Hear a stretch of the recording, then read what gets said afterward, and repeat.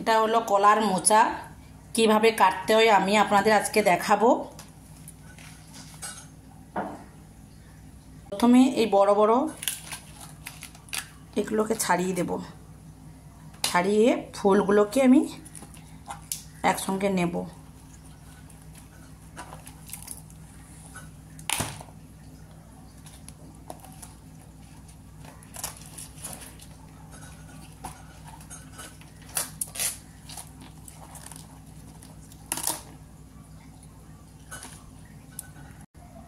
এই মাঝখানে যে লম্বা ডাঁটার মতন শক্ত আছে এইটাকে আমি বাদ দিয়ে, আর যেগুলো কালো পচে গেছে সেইগুলোও বাদ দিয়ে দিব।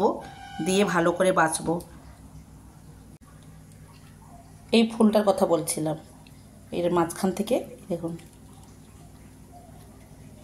বের করে দেব। বের করে ভালো করে পরিষ্কার করে কেটে নেব। আর যেগুলো পচে গেছে সেগুলো বাদ দিয়ে দেব। এইভাবে আপনারা কেটে ফেলবেন কলার মোচা।